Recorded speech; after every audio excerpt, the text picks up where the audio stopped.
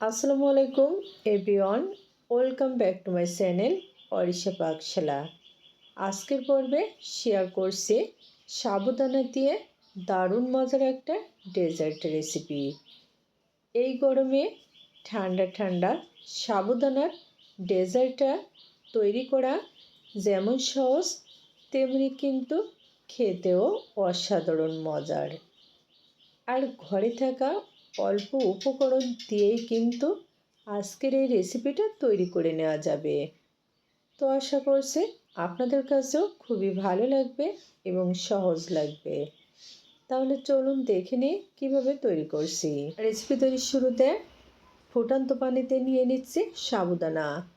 এখানে আমি 200 গ্রাম সাবুদানা নিয়েছি। সাবুদানা কিন্তু সবসময় এরকম ফুটন্ত পানিতে দিতে হবে, ঠান্ডা পানিতে দেওয়া যাবে না।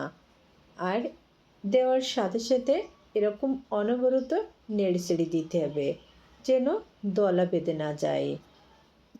তো চুলার আঁচটা মিডিয়ামে রেখে সাবুদানা সিদ্ধ করে নিচ্ছি। সাবুদানা সিদ্ধ করতে সব মিলে 15 থেকে 20 মিনিট সময় লাগবে, তবে অনেক সময় টাইম কম বেশিও লাগতে পারে। প্রায় 10 মিনিট জাল করে নিয়েছি। এখন প্রায় সাবুদানাগুলো 80% মতো সিদ্ধ হয়ে গেছে। আজকের রেসিপি তৈরির জন্য সাবুদানাগুলো কিন্তু আমি একেবারে সিদ্ধ করে ফেলবো না, এরকম 80% মতো সিদ্ধ করে নিচ্ছি। এখন একটা ছাঁকনিতে নিয়ে নিচ্ছি পানি ঝরানোর জন্য।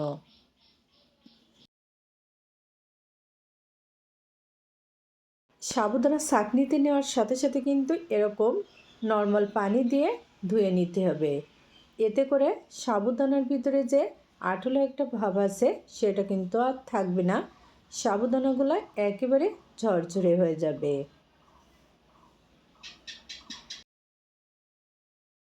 ফাইনালি দেখুন সাবুদানা কিন্তু এখন পুরোপুরি রেডি।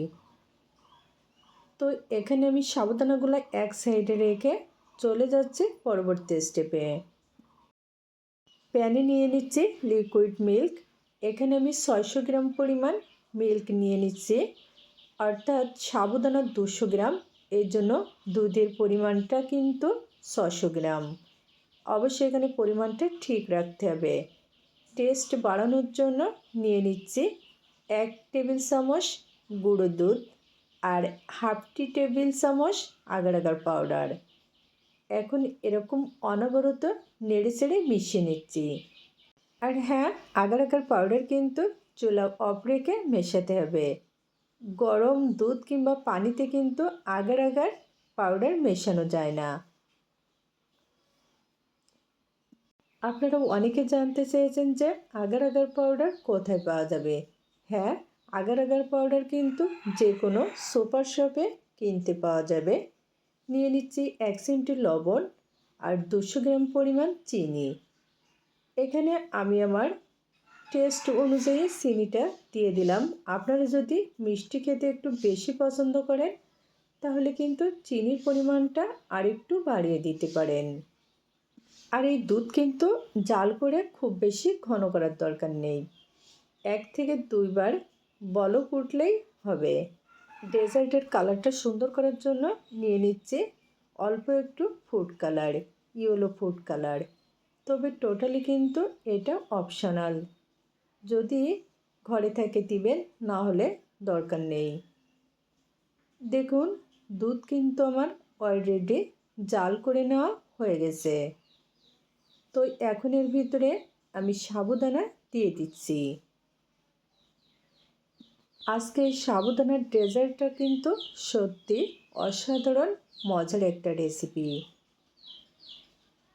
যদি আপনারা একবার তৈরি করে খান তাহলে কেবল বুঝতে পারবেন। তো বরাবরের মতো অনুরোধ করছি, যদি রেসিপি ভালো লাগে অবশ্যই চ্যানেল সাবস্ক্রাইব করে পাশে থাকবেন, আর ফেসবুক থেকে দেখলে পেজ ফলো করবেন।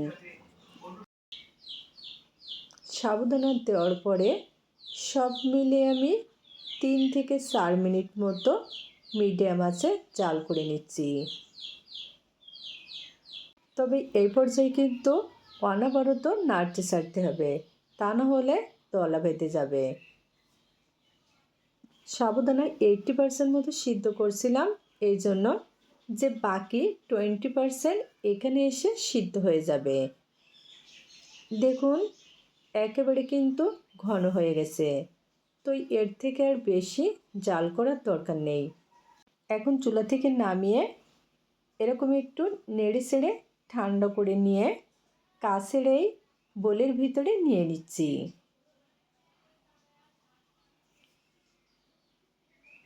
আমি এখানে স্কোয়ার শেপের এই পাত্রে নিয়ে নিলাম। আপনারা চাইলে যে কোনো পাত্রে কিন্তু এটা সার্ভ করতে পারেন। এখন সাবুদানার ডেজার্ট ভালোভাবে সেট করার জন্য 2 ঘন্টা ধরে রেস্টে রাখবো। তবে যেহেতু এখন গরম আর এটা ঠান্ডা খেতে বেশি ভালো লাগবে, আর এর জন্য আমি ফ্রিজে নর্মালি 2 ঘন্টার জন্য রেখে দিচ্ছি। ঠিক 2 ঘন্টা পরে ফ্রিজ থেকে বের করে নিয়েছি। এখন কিন্তু পুরোপুরি সেট হয়ে গেছে। তো একটা ছুরির সাহায্যে এরকম চারপাশটা একটু ছড়িয়ে নিচ্ছি, এতে করে কিন্তু খুবই সহজে মোল্ড আউট করা যাবে।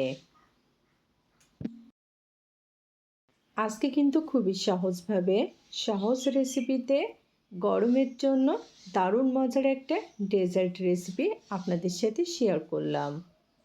আশা করছি আপনাদের কাছেও খুবই ভালো লেগেছে। তবে যদি ভালো লাগে একবার হলেও ট্রাই করে দেখবেন। ডেজার্ট রেসিপিটা আরও একটু সুন্দর করার জন্য এখানে আমি কিছুটা পরিমাণ বাদাম কুচি আর টুটি ফ্রুটি দিয়ে সাজিয়ে নিচ্ছি। তো আজকে কিন্তু খুবই সহজভাবে এই গরমের জন্য মজার একটা ডেজার্ট রেসিপি আপনাদের সাথে শেয়ার করলাম। আশা করছি খুবই ভালো লেগেছে। ভালো লাগলে অবশ্যই চ্যানেল সাবস্ক্রাইব করে পাশে থাকার অনুরোধ জানাচ্ছি। আর যদি ফেসবুক থেকে দেখে থাকেন তাহলে পেজ ফলো করার অনুরোধ রইল। আবারও দেখা হবে নতুন কোনো রেসিপি নিয়ে। আজকের মতোই এখানে বিদায় নিচ্ছি। সবাই ভালো থাকবেন, সুস্থ থাকবেন। আল্লাহ হাফেজ।